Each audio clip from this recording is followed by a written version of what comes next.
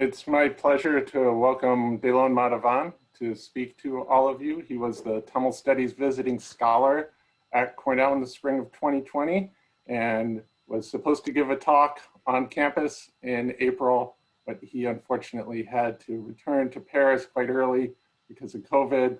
He got on the last bus out of Ithaca to New York City and the last Air France flight back to Paris. He completed his PhD in geography at Paris Sorbonne University and has taught at the Department of Geography at Sorbonne and also gave lectures at the National Institute for Oriental Languages and Civilizations in Paris. Madavan is researcher fellow at the Center of Studies and Researches on India, South Asia, and its diaspora at the University of Quebec à Montreal in Canada, and postdoctoral research fellow at the Center of Studies and Researchers on India and South Asia at CNRS at the École Haute Études de Sciences Sociales in Paris. He is the author and co-author of several articles and books on Tamils in Sri Lanka, Malaysia, Singapore, and France. Today's respondent is Sharika Taranagama. She's Associate Professor of Anthropology at Stanford University.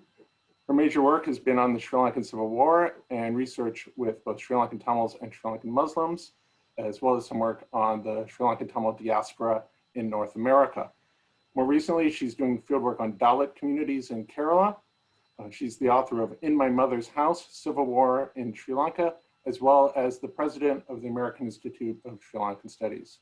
I'll start my screen share and let Delon begin his presentation.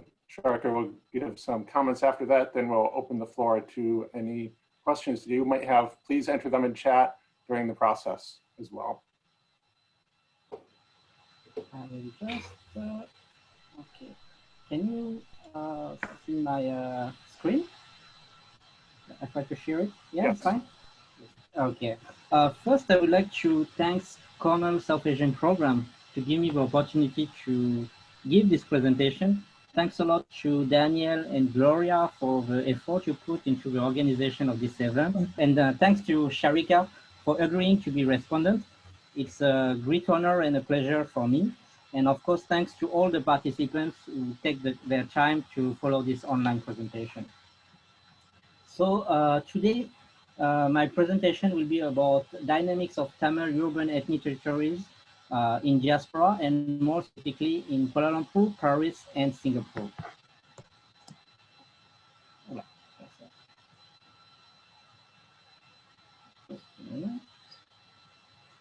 Okay.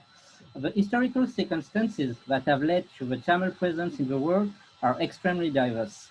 It is possible to distinguish at least two types of migrations: the colonial area migrations like coolies, traders, and merchants or convicts, and the post-colonial area migrations, whatever economical or political migrations. The presence of Tamil migrants and their descendants had a significant influence on the urban spaces on the different hosting countries in which they live as a minority. The territorialization of the Tamil identity, that is, the way in which Tamils try to be dominant in a specific area in order to transform it according to their own cultural and social practices, or establish venues conducive to social interactions, are essential states in the process of appropriation of an area. The ethnoterritories thus created are geosymbols whose vital cultural, religious, social, and economical functions make the community visible in the urban landscape. Furthermore, some external factors have transformed, if not challenged, the very existence of the Tamil ethnoterritories. That is why the study of the ties and practices that bind the Tamils to the district they inhabit or visit is essential in order to understand not only Tamil way of life, but also the way they use and transform space in diaspora. With specific examples drawn from fieldworks in Kuala Lumpur, Singapore, and Paris, this presentation will show that the affirmation of Tamil identity, the constitution, and then the transformation of Tamil ethnoterritories in certain areas is not only the outcome of Tamil's action, but also the consequences of the state-sponsored urban planning policies, such as eradication of slums, gentrification, and heritagitation of specific zones and the frequentation of these zones by other foreign migrants. Okay. Sorry. About the Tamil Ethnoterritories dynamics in Southeast Asia, it is important to recall that the Britons are at the origin of the Tamil presence in Malaysia and Singapore. They have appealed to Tamils to assist them in their administrative or their military bases and massively recruit them to work in field of railways, docks, and in the exploitation of rubber. The implementation of these Tamils near their workplace has led to the formation of ethno-territories by developing business functions, community services, and the establishment of new waves of Tamil immigrants in this area. Therefore, it is not surprising that high concentration of Indian populations, especially Tamil, correlate with the main train stations and railway workshops. The two important ones found at Kuala Lumpur being at Brickfield and Central. In Singapore, Tamil Muslim traders mainly settled upstream from the Singapore River, while other merchants and financiers of South India were located around Market Street. The neighborhood of Serangoon Road during the colonial period had a high presence of Tamils who lived by farming cattle and selling milk. Other Indian concentrations outside the central region are related to the transportation industry or the presence of military bases. In addition, at the beginnings, the settlement of Tamil population is not organized and regulated. The lack of infrastructure to host the workers and the continuous influx of new Tamil migrants worsened the housing problem in ethnic quarters. The Tamil population, therefore, resorted to building houses with recycled material, which enabled them to stay in these quarters without any legal permissions, but maintain precarity. After independence, the willingness of post-colonial states to promote Singapore and Kuala Lumpur to the status of international cities is realized at the expense of slums being demolished. In the context of multi-ethnic countries, this urban politics is not without an impact for minorities. In Singapore, the post-colonial state engaged a revolution of its territory to transform the society. The state redeployed industrial activities and redistributed the population throughout the territory to decongest the city center and raise its ethnic neighborhood, which became unhealthy. Singapore launched into building very large-scale collective housing, the famous HDB, in order to reduce the housing crisis in the country. The state also requires that the percentage of the four races officially recognized by the states, so the Chinese, the Malay, Indians, and others, at the scale of buildings and neighborhood is equivalent to the scale at the national scale. The socio-spatial disintegration of the island's ethnic communities has been the instrument that has enabled a social revolution promoting inter-community coexistence. In Singapore, the People's Action Party, which ruled the country, decided to preserve for the three main communities of the country, the Chinese, Malays, and Indians, an urban space that is associated with them. The neighborhood of Serangoon Road, the current Little India, is the prime example of the action of the state in favor of the preservation and promotion of the South Asian ethno-territory dominated by the Tamil footprint. The neighborhood is classified as an heritage of national interest to protect. The process of promoting the Tamil heritage identity involved also honoring the Hindu temples of Sri Srinivasa Perumal and Sri Mariamman with the status of national monuments.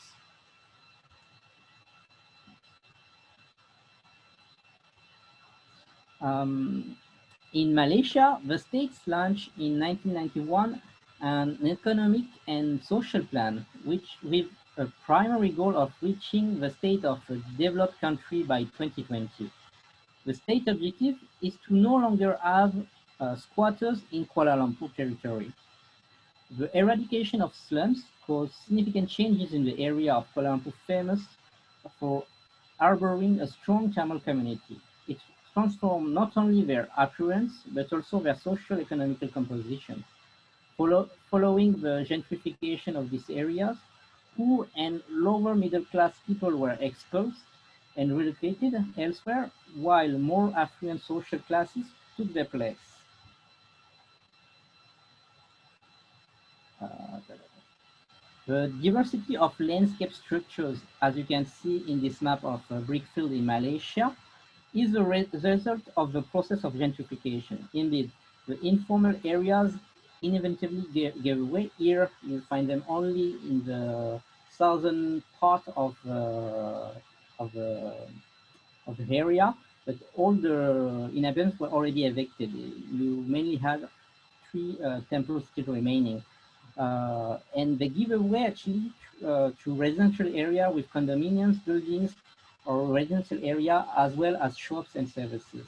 Here it's another example. It's Kampung Padan, again in Malaysia, where you still have a small sector of informal houses at the eastern margin of the neighborhood, whereas the rest of the neighborhood already saw the result of gentrification with an important number of condominiums and terrace houses.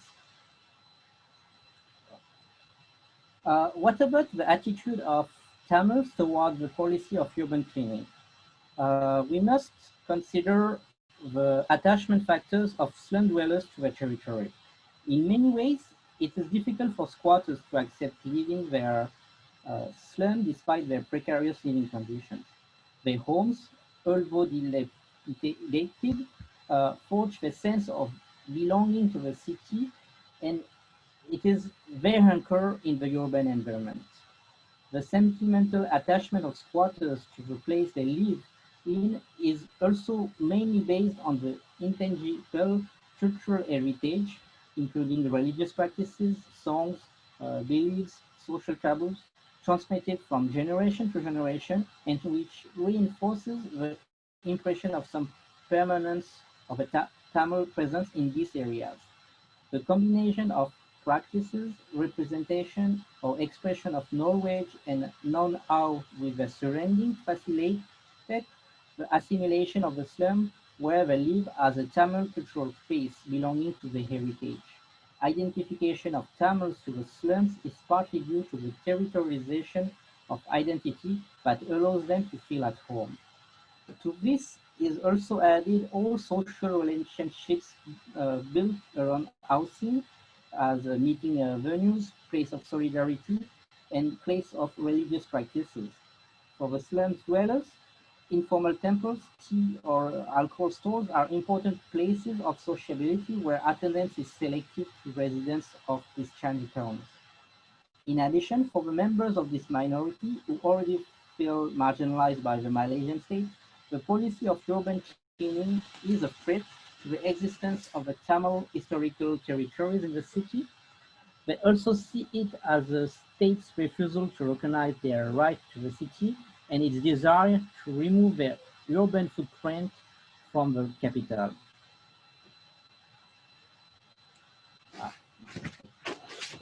But all the Tamils in Kuala Lumpur are not unhappy with the slum eradication policy.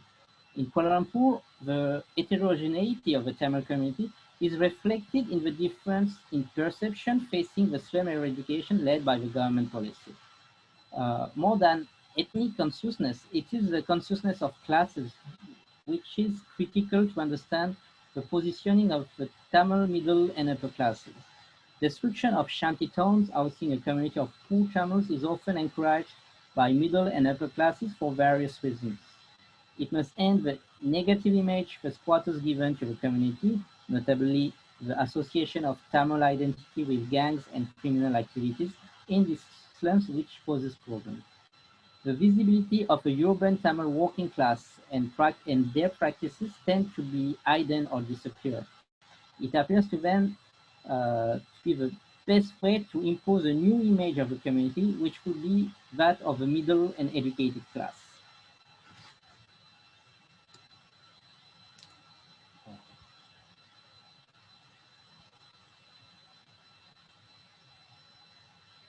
Okay. Um, After the urban cleaning process, the Tamil showcased ethnoterritories like Brickfield in Kuala Lumpur and Serangan Road in Singapore have become the center of Tamil socio-economical networks and the heart of their communal activities. These true at their metropolis scale. These true Tamil ethno-territories have become the main center for supplies for all the South Asian communities, uh, and in addition, places of community sociability, whatever religious buildings, shops, and associations contribute uh, constitute ethnic landmarks in the landscape and mark the space with various symbols recognized by South Asians. These new Tamil ethno-territories have become a space of refuge in which the use of the mother tongue is valued both for financial transactions and for social exchanges. These ethno-territories became also must-see place to visit for tourists thanks to its alterity.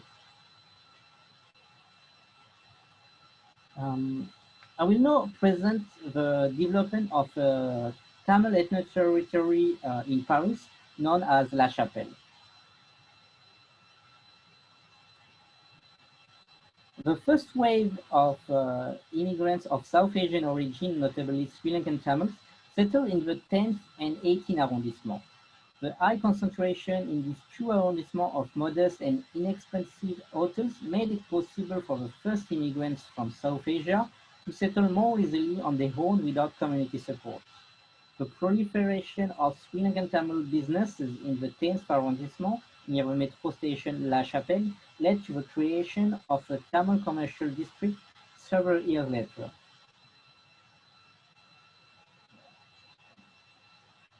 From 2001, the policy of eradicating unsanitary housing in the city of Paris resulted in a reduction in the supply of low-cost housing.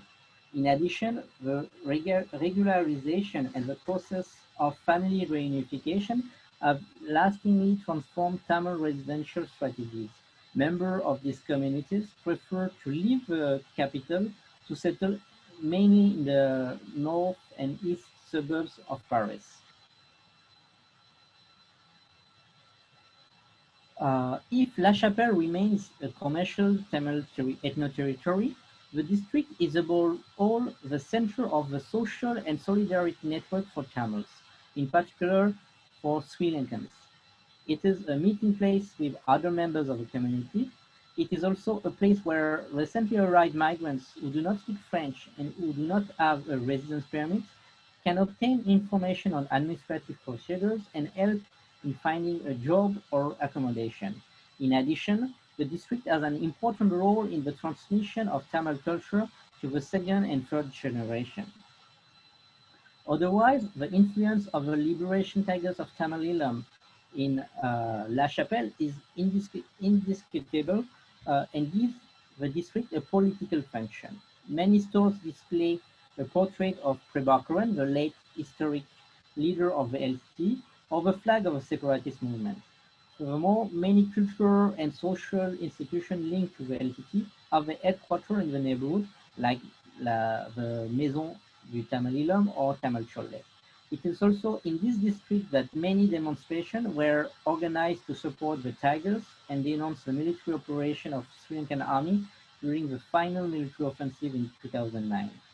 The political function also participate in the territorialization of the Tamil identity, and more particularly, the pro-LTT Tamil Ilamis identity in the district. Finally, the annual Ganesh procession has become for the Tamil community of the Parisian region a way to assert, through its visibility and its religious practices, its presence and its integration into the French society. In the last part, we will see that the arrival of new waves of foreign migrations transformed the Tamil ethnic territories in Singapore and Paris. In Singapore, the arrival of new waves of low-skilled laborers from Indian subcontinent since 1990s is a factor which upset the government policy to promote Little India as the showcase of Indo-Singaporean culture. These foreigners, mainly construction workers from Tamil Nadu and Bangladesh, who are invisible the rest of the week, show their presence in Little India on Sunday nights, like you can see in this map. The main nuisances caused by the overcrowding of a neighborhood that was originally not designed to accommodate so many people are the source of hostile reaction against foreign workers. The inhabitants of the HDB residences in the Tamil part of Little India are the first people to feel annoyed by the presence of all these foreigners. Residents are confronted with the noise caused by the gathering of hundreds of men and consider this presence to be a source of insecurity. The large influx of immigrants who also prevent motorists from driving normally on the street of Little India is another factor that annoyed the residents. In December 2013, a riot took place in Little India after the death of a migrant foreign worker in a bus accident. Angry mobs of passerby attacked the bus involved and emergency vehicles that arrived at the location. Following this incident, the Singaporean authorities tightened their control by imposing rules on the occupation of Little India space on Sundays for foreign migrant workers and limiting the sale of alcohol.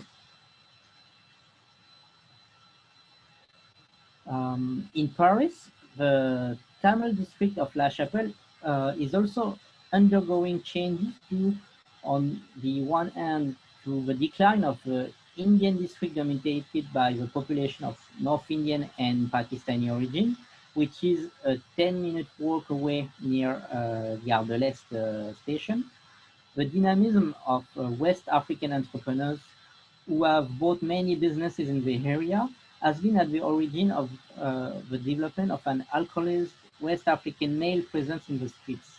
This presence, which is perceived as a source of insecurity, has prompted North Indian and Pakistani families to turn away from this space and instead run to La Chapelle for shopping. In addition, over the past 10 years, North Indian and Pakistani entrepreneurs have, especially Bangladeshis, the last South Asian community to arrive in France, have opened businesses in the street immediately adjacent to La Chapelle. So it's the one you see at the north of the map. It seems that we are witnessing, as for Singapore's Little India, to the birth of an extension of La Chapelle with an area dominated by Bangladeshis and North Indian and Pakistani businesses. North of La Chapelle district, in the area where the Ganesh temple is located, this time we witnessed the proliferation of Sudanese and Ethiopian businesses, which suggests that this area is becoming an East African ethnoterritory. These migrant groups, Ethiopian, Sudanese, but also Nepalese, Afghans, and Tibetans, who arrived more recently in France, have become accustomed to frequenting Tamil food shops. The frequentation of this district is no longer uniquely Tamil in the street of La Chapelle shopping area. It will be interesting to see how the establishment of these new non-Tamil migrant groups near La Chapelle will or not be a factor to more transformation for this Parisian Tamil ethnic territory for the future. To conclude, um, the way in which Tamils live in this district and their participation to the life transform these neighborhoods and are at the origin of a certain appropriation of a space. These spaces constitute Tamil ethno-territories because the members of this community have appropriated the space by giving it meaning and marking it. The houses remain the first place of expression of Tamil identity, which generally favor the territorial anchoring of individuals. But more and more, it is the different places of community sociability that contribute to the territorialization of Tamil identity. Religious buildings, shops, and associations constitute ethnic landmarks in the landscape and mark the space with different meaning of various nature and values recognized and shared by this group. These places of expression and defense of ethnic identity make it possible to develop and make visible one or even several Tamil social lives on the basis in particular of social, economic, or ethnic segmentation. Finally, we have seen that the territorialization of Tamil identity in the diaspora does not only depend solely on the action of Tamils. States with their urban policies and the arrival of new group of foreign migrants, Tamil or not, can also profoundly transform or even remove these Tamil ethnoterritories. Thank you.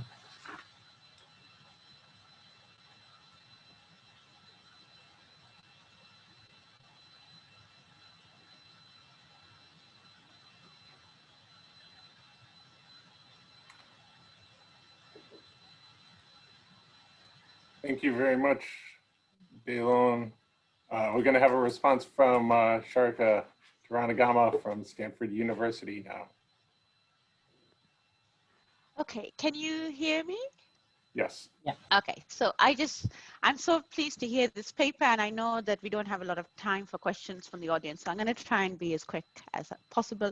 And just to tell you all that when I met Delon, which was many years ago, I also met him because he'd brought his keen geographer's eye to questions of caste in Jaffna, and he'd really done something that nobody else had done at that time and has still not done to date, which is to really look at population change in Jaffna in relation to caste and map it out into geographical areas. And that was something that really still stands as very unique. So I can see you're still, you still have the same focus in this broader palette, and I'm really happy to see that. And of course, some of this, I mean, listening to you, as Daniel mentioned, and Iftika had mentioned, a long time ago, maybe a decade ago, I did some work also on in Toronto, which, I mean, I saw from your map, the US also has a very large population of Tamils, but are much, much more dispersed. So really, if you were going to fit any of the North American areas into the survey in the way that you've conceptualized ethnoterritories, it would be clearly Toronto, which has the same sort of combination of it does have a historic inner city area called Little Jaffna with Parliament and George, where that was where I did my work, but it's more known for Scarborough, which is this big suburb full of Sri Lankan Tamils, and where you really see the kind of heartland of the Tamil, is one of the big Tamil diasporic locations, enabled partly not only by the way in which Canada understands visible minorities, the ways in which family reunion policies were more possible in Canada than many other areas around the world, and the kind of density of Sri Lankan Tamil life there in the ways that you describe it, a real ethno-territory. And it's been very interesting at the time that I went, historically, the Sri Lankan Tamil diaspora has transformed into coming to see themselves almost as purer and standing for Sri Lankan Tamils rather than the other way. So the homeland used to be this place, but now as it becomes recreated as a kind of ethno-territory, Sri Lankan Tamils are now understood as poor and suffering and unable to realize their Tamilness. And then diaspora Tamils have come to understand themselves as the ones who can uphold Tamilness, which just goes to show, I guess, the complexity precisely of how forms of occupation and residence and the power of both concrete and imagined places. And some of my comments today are also informed by everything I have learned from two graduate students I've had the pleasure of working with. So Nicole Berger, who's formerly from Princeton, who's resident now in France, who wrote a superb dissertation on urban life and Tamils from Sri Lanka and South India in Paris, and Alicia Cherian at Stanford, who's currently doing some amazing fieldwork on Indians, race, and sociability in Singapore. So it's been a long time since I did my diaspora work, but I've had the pleasure of continuing to work with people who have thought about these issues. And, you know, I was very interested, Delon, in the way you talk about both this very general phenomena, which is ethno-territories, and the ways in which one can see that not just as a feature of a Tamil community, but, you know, in relation to other ethnic groups too, especially around kind of the ways in which these are sort of commercial sensibilities have also sort of shaped what it means to consume as a sort of marker of one's identity too. But also then specifically what you highlight is the big and broad Tamil diaspora from South India and Sri Lanka across the globe, from the post-colonial to the post-colonial period, a very long-lasting and complex one. And I thought it was very interesting that you also included France in this picture, because we're used to thinking and characterizing places like Singapore and Malaysia, the post-colonial world, as constructed around ethnicity and race.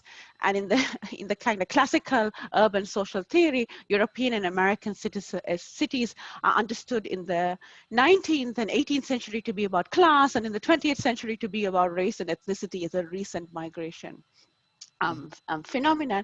I mean, so not only, I think, do we now know that the colonial European city was much more mixed than we ever imagined it from the classical European social theory. There's been a lot of work, especially in London and Liverpool, the big, you know, but I'm very sure that that is true of France too, as a colonial and as a country involved in the transatlantic slave trade. I mean, all of these factors.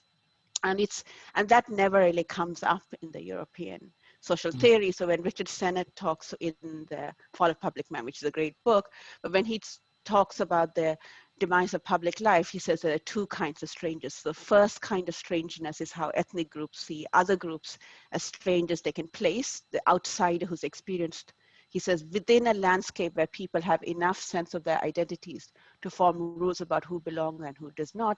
And he says that's a modern city like New York or Cape Town, where you have race and language. And then his work, the bulk of it, which is about Paris and London in the 18th and 19th century, is about class, about the rise of the bourgeoisie, the stranger as a kind of unknown trying to form themselves. And it's exclusively based on that. He never really goes back to the idea that you could have those ethnic or group or clumping of strangers who are known and yet unknown, even in the 18th and 19th century. And so he's kind of, the way he talks about public life in the European city is sort of within the rise of the bourgeoisie.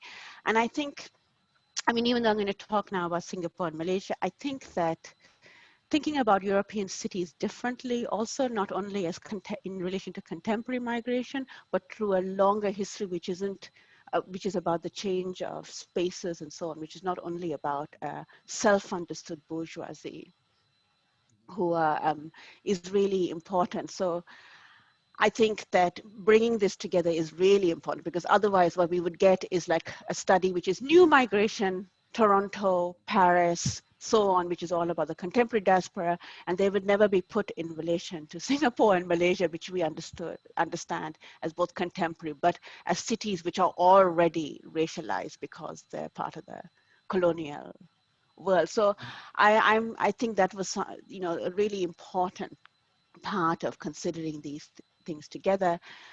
So now, so for some more concrete questions about Tamilness, I was, you know, you talk about them quite broadly and you make differentiations of class, but I'd be very interested in thinking about caste too.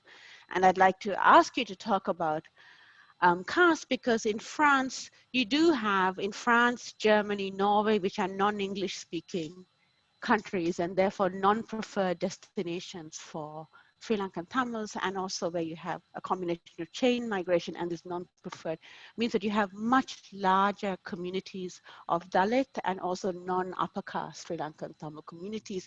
And I'd like to know if you see whether that shapes the ways in which Tamilness as an ethno-territory is experienced or organized in relation to temples or so on, or whether something distinct happens in the diaspora.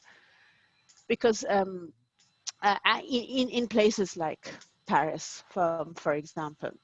So I'd be very interested to know about that. I also am really interested just to think about spaces which are understood as Tamil in relation to the preferred spaces and the non-preferred spaces too. So Andrew Wilford's written a lot about the plantation, for example, in Malaysia. And really talked a lot about this kind of the ghosts and the histories, the indentured laborer that you hang around, that you live with, but you also banish all the time in spaces that are characterized Tamil. So, I'd be very interested in those, that concrete and imagined, the desired, the non-desired, the inherited and yet not sort of aspired to. And I think that's also interesting in relation to France as well, because what I saw in Canada a very long time ago is that Tamil Ulam seemed much more achievable, I argue, than in Canada than it did in Sri Lanka, because it had a combination of a concentration of spaces of Tamil sociality, a very distilled version, without a complex history of how that's fracturing all the time in Sri Lanka. So you could forget about the fact that a Tamil-only place in Sri Lanka in the north and east was achieved by, for example, expelling northern Muslims. And so, that the Tamil-only places had to be made in Sri Lanka. Or you could ignore the fact that Malayaha Tamils comprised much of the, had moved in large numbers to the kind of Vanni and all of these areas, and yet weren't fully included in that history of Sri Lankan Tamilness.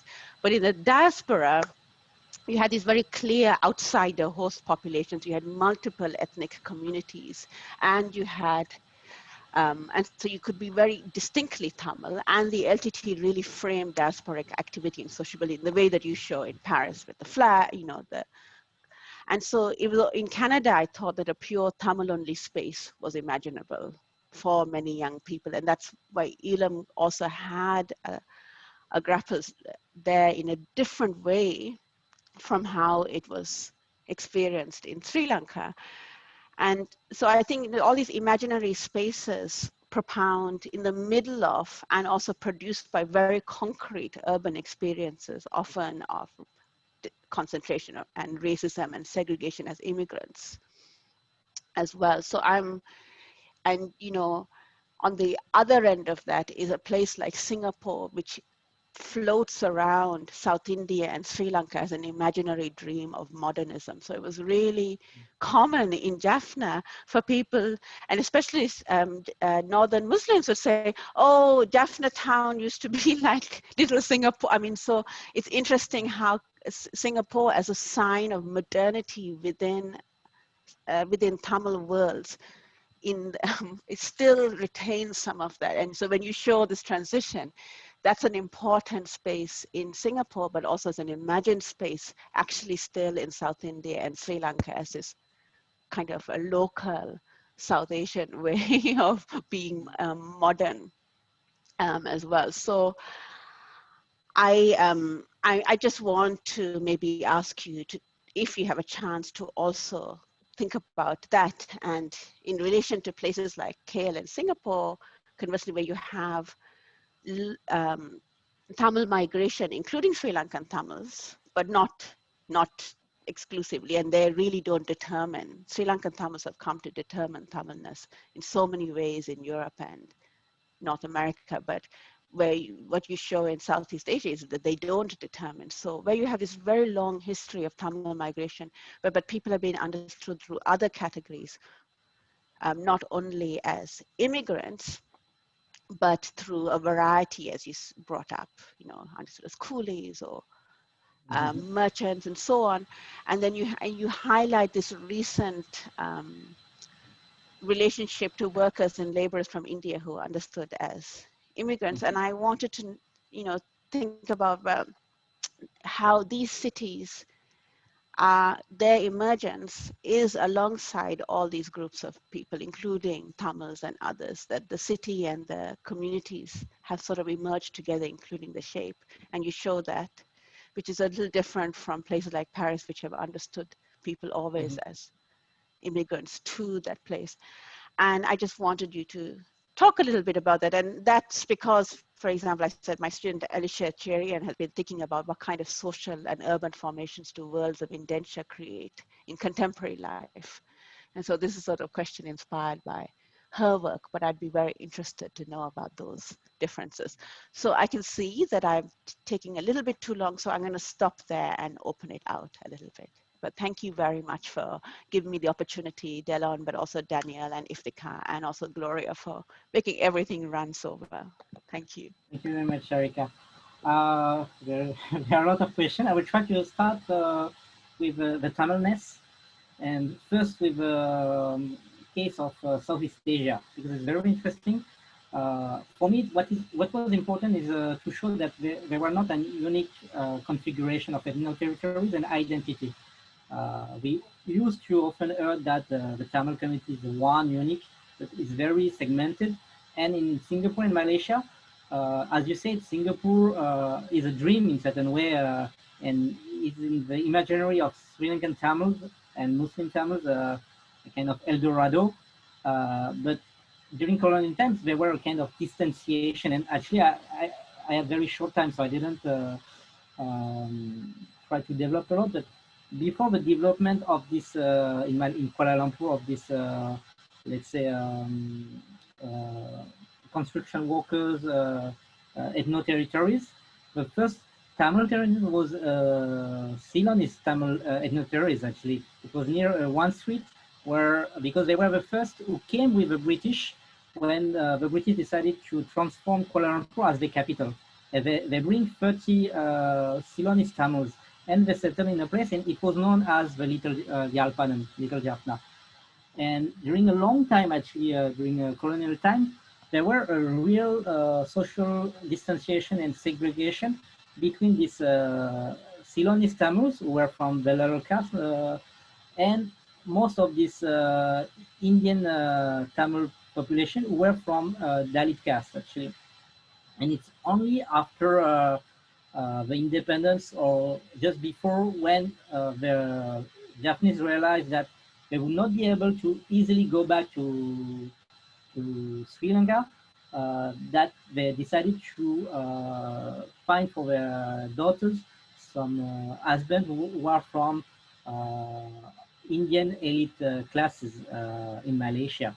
But still today, it's interesting to see that the image that the former coolies descendants have of Ceylonese Tamil is very bad, actually, even among some of academic colleagues, because they still keep in mind that this kind of arrogance and sentiment of superiority that the Ceylonese Tamils have.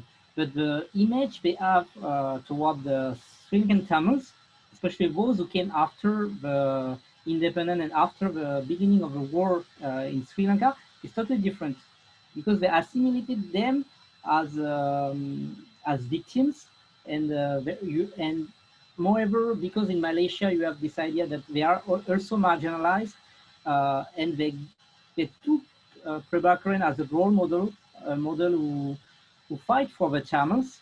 The idea they have of these Tamils is very different. So it's very interesting, because in time the migration from the same geographical origin is not perceived by the same way by the Malaysian. In Singapore, it's a bit different, because even if you have a sympathy, and things in Singapore and Malaysia, the former Ceylonese Tamil, most of the time they managed to do well economically, because even if they lost the access to government job after independence, they used their economical capital to register their children to follow, to go to university abroad or in Malaysia, and to enter in a liberal professions.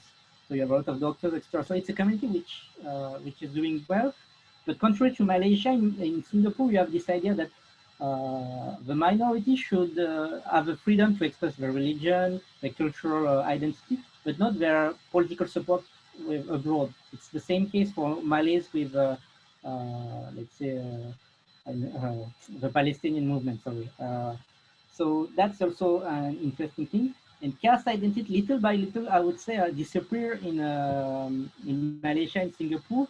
Maybe not totally, but thanks to the Dravidian movement, actually, influence of Periyar, etc.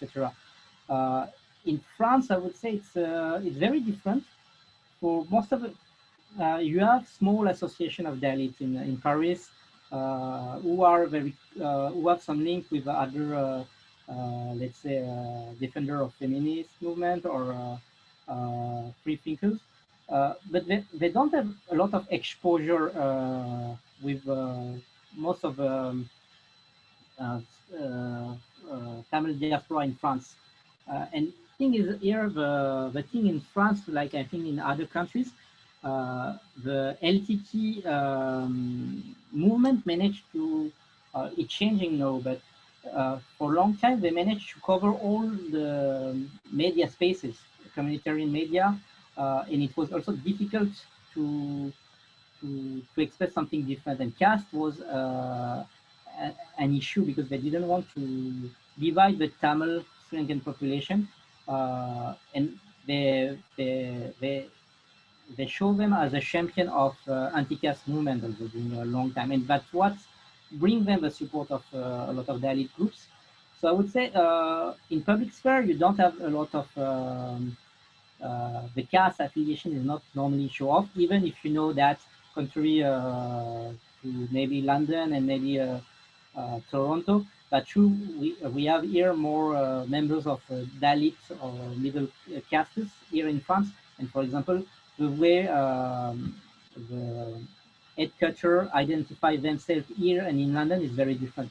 Here they will not mind to express their identity because in certain ways the Belarus or the highest caste is not the one who shape the vision of the community, etc.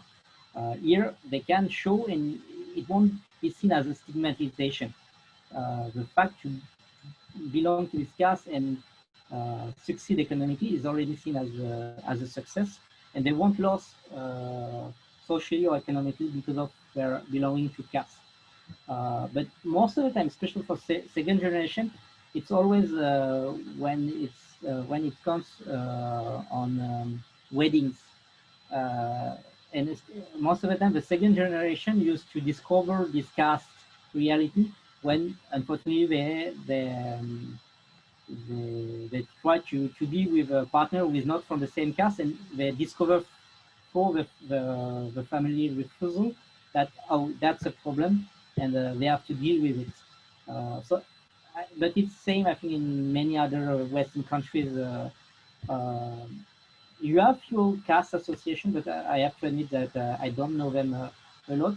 About Tamilness, you have this division. I talk about Ceylonese Tamils, then let's say former Coolist Tamils in Malaysia and Singapore. In Singapore, you have also this opposition between the what we call the old diaspora, those who came during colonial time and get Singapore nationalities, and those who came after. So in this presentation, I mainly focus on low-skilled workers, the construction workers, but you have also professionals, qualified workers, who also challenge or are considered by some members of the Singaporean Indians or Tamils as competitors, not only for the occupation of space, but also for job opportunities, for access to universities, and even for women, for example.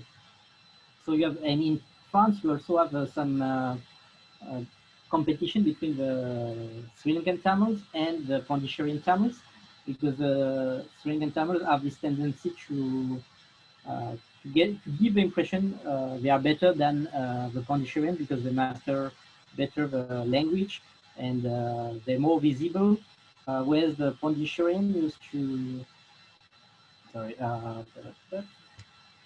whereas the Pondicherrian used to because they were most of them were French citizens when they came, and they are Catholics. They master the language. They wanted to appear more like a French actually, and it's the arrival of the Sri Lankan Tamils which reinforce the alterity for the let's say non-Tamil population, who makes the confusion between Pondicherrian and Sri Lankan Tamils. So you have this about there is a lot of things.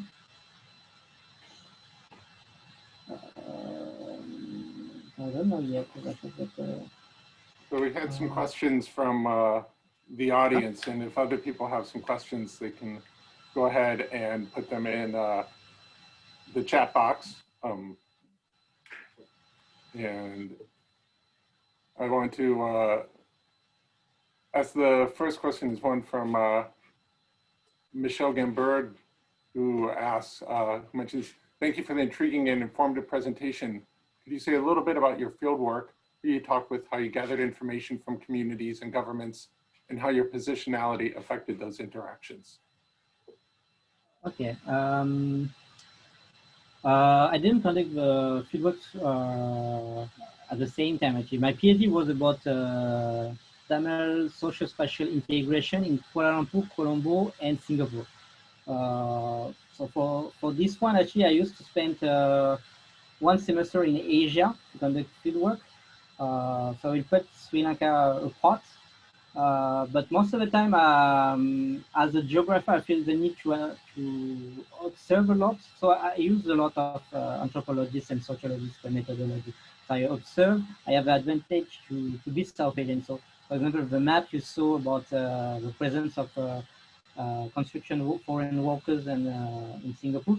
I first went there, tried to map first all the shops and association and religious organization we have in Little India area. In each of the neighborhood I select as a case study, just to first see what is the importance of the different ethnic groups. Then I spent another day just walking and trying to see how is the situation on Sunday nights. Because the thing is, the first time you go, you discover so many things that you maybe don't have enough distance to really take time to census and take all the information needed to map. And after I go back with only my pen and a map of the area, and I try to find a way geographically to show the presence of the population. So here, the legend is a simplified legend. But the idea was, for example, in red, it was the Tamil population. And there you had some roads where the presence is so important, they used to walk in the main part of the street. So it was a problem for the circulation of cars and motorbikes. In other roads, it was just on the sideway. They just used to sit, etc. In other places, they used to gather in open space, in parkings or in a kind of open space where the municipality installed a screen to project a Hollywood movie, just to be sure that some members of this migrant group will not move too much and maintain the fix. And check the difference with Bangladeshis and North Indian occupation of the area, and what were the main causes of grievance. And after, what I did is in Singapore, for example, I did a door-to-door survey. So I went in all the HDBs and all the houses, and when I saw indication that the people living in the house were Tamils or South Asian, I just knocked the door and asked them. I had a questionnaire. So I just asked them, and that was also interesting because that gave me the possibility to have an idea of who live in this area. And most of them are not Singaporean, but other, let's say, qualified South Asian families living in this area, and who also don't support the presence of this low-skilled worker. And I also had another questionnaire I used to ask to people I met in the shops for the shop owners, and also I met in the neighborhood. So that gave me an important sample of people who can answer me specifically about the neighborhood I was studying. And I had another questionnaire for which was more general about integration of Tamils in the city and the country. And of course, as you see, there are a lot of maps. And I managed to grow them thanks to research in the archives, etc. And I tried to gather the census report, for example, which according to the country is not always easy to get, and have an idea of the past implementation of the population. And sometimes it's, I use perception maps. So I ask people what they think and analyze the data collected and try to make cartography, the perception of this inhabitant about the surroundings. So yeah, it was mainly like this. We have Andrew Wilford says, thanks for the interesting talk. And he asks, can you say more about the impact of recent wave of professional Indian nationals into places like brickfields? This seems to have changed the more organic aspect of the community in relation to Chinese and Malay residents who share the neighborhood. In short, the hypostaticizing of identity onto urban space seems to have widened the gulf between local Tamils and Indian nationals, as well as between Tamils and other Malaysian or Singaporean ethnic groups.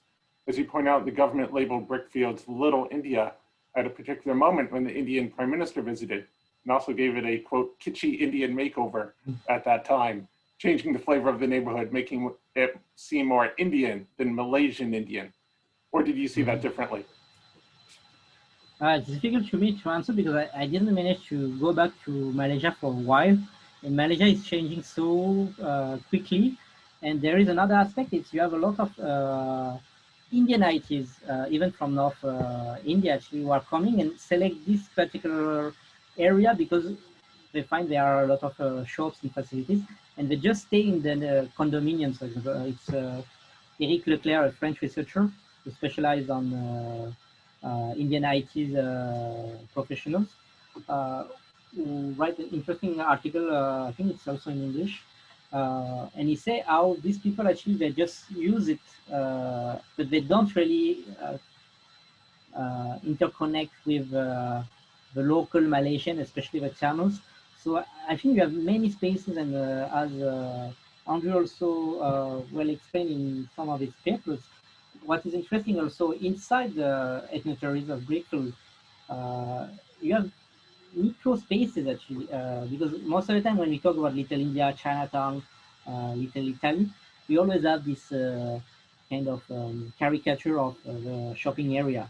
But what was interesting in Kampung Padan or Brickfield, you have this place where the tourists or the people the Tamils who are from other area will come just to enjoy a good meal or do shopping. But you have other parts inside the area where you have only a low-cost public building, where you have some of the members were evicted from the slum houses. The thing is, when you, as a tourist, when you go there, normally you're not supposed to go there because you have nothing. You don't have a temple, etc.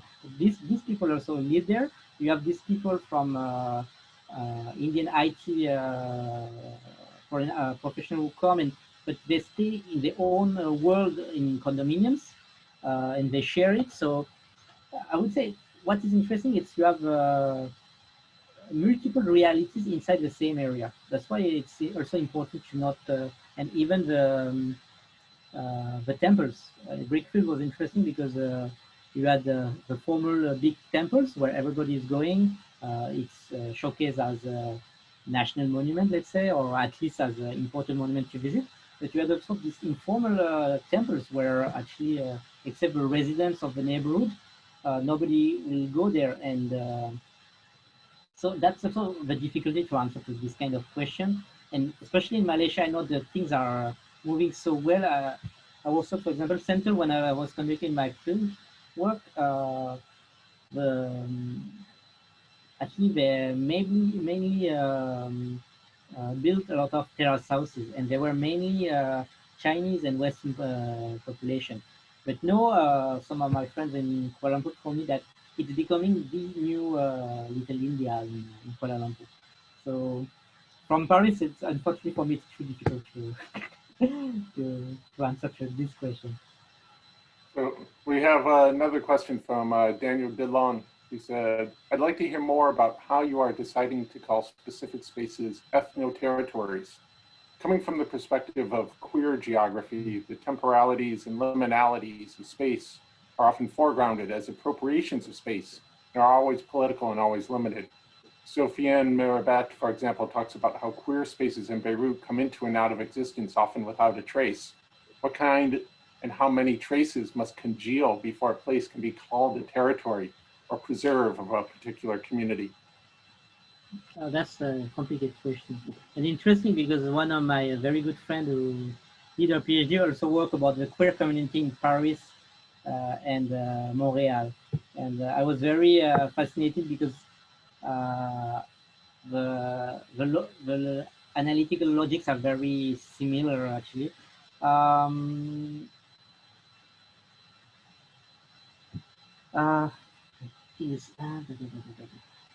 oh, sorry, I'm not reading the good one. No, that is fine. So how much presence does there have to be for someplace to become an ethno-territory? Is it just in the sentiment? Is it in the physical structure? Is it a combination? Is it just people calling it that? I think that's the difficulty because it's not quantitative, of course. And thing is, for example, I talked to for La Chapelle that there were the constitution of East African ethno-territory. And first, when I sent the paper to Sharika, I put a potential territory which could become an ethno-territory. Then I went on YouTube and I saw a video where were interview of Sudanese and Ethiopians, and they consider already this as an ethno-territory. The thing is, since I have an example of La Chapelle, in terms of number, etc., of course, you only have four or three shops and restaurant from the Ethiopian or South Sudanese community. But for them who are less numerous, it's already a center for them, and it has the same function.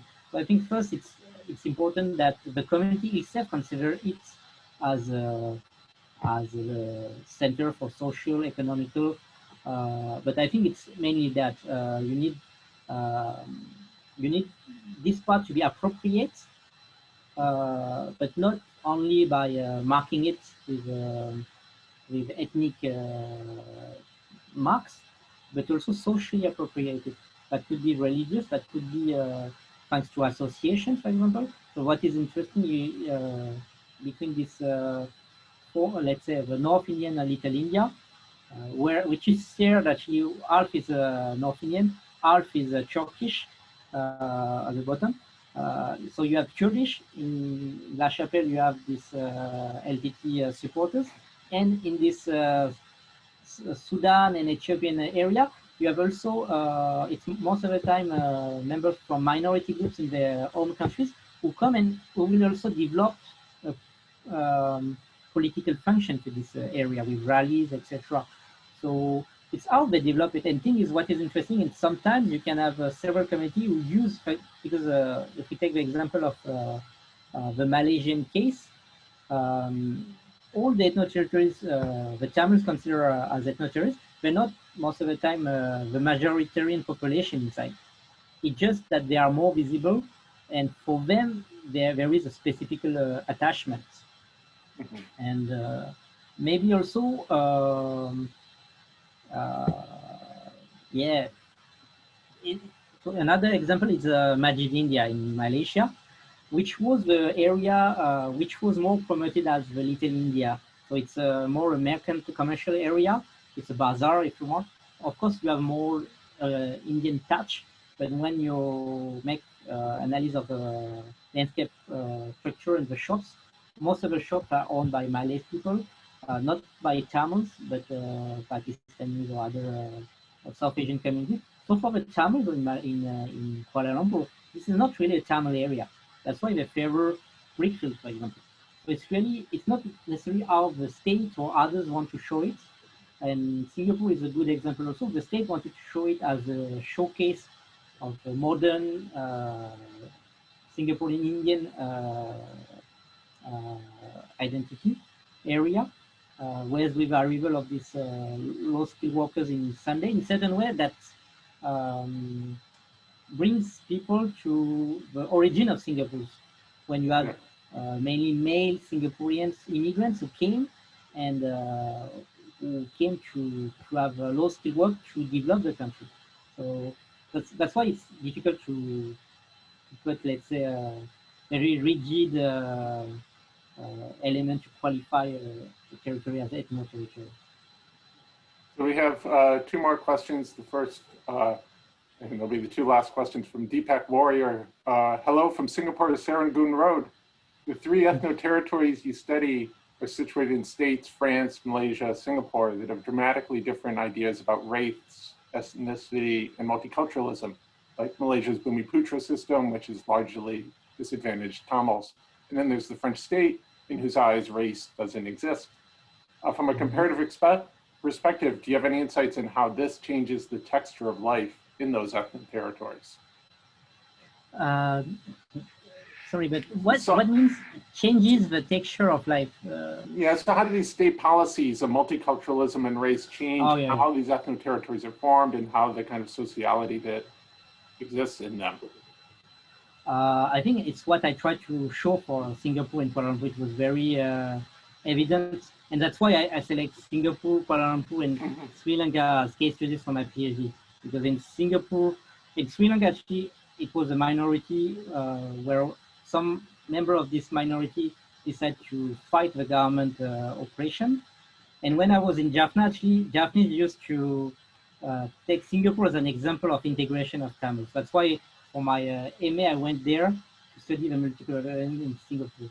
And so, yeah, and here, the Tamils have the position of a model minority who take part in the construction of the harmonious multiracial society. And when I was doing my fieldwork in Malaysia, in Singapore, I met a Malaysian foreign workers, a Tamil one, who said, you should come to Malaysia because we are marginalized, discriminated. So I had three different situations, which was interesting to analyze. And of course, that has a lot of consequences. When we just consider the slum eradication policy, we saw in the presentation that that creates a lot of tension, actually, especially with the urban poor communities who are affected. Whereas in Malaysia, even if they were afraid, and you had also reluctance to move to another area, the fact that it was a question of survival for Singapore, that the Singaporean state decided to preserve an ethno-territory for South Asians and promote a multiracial society where each main racial community will be considered as equal, give the Tamil population a certain trust. And thing is, among the leaders who conducted the Singaporean construction, postmodern construction, we had also Tamils or Indians who were among the leaders who conducted it. So you had more trust, whereas in Malaysia, you still have this idea that the development of modern Kuala Lumpur is to present, to embody the modern Islamic Malay landscape for the capital and not for the. In France, it's very different because thing is the South Asian communities, except maybe the Malaysian, the Pakistanis, but they consider as a model minority group. It's not like the Arabians or Africans, because we don't share the same colonial history, for example. So most of the time, the idea is the South Asian and Sri Lankans are very communitarian, but at least they work and they don't create problems. So you don't have a stigmatization of, against this community in the same way you can have maybe in London or elsewhere. But the thing is, in Paris Municipal Council, I show you a picture of Ganesha temple. For those who are used to see Tamil temples, you don't have Gopuram. It's not majestic as you can have, because you have this idea in France that the public space should be neutral.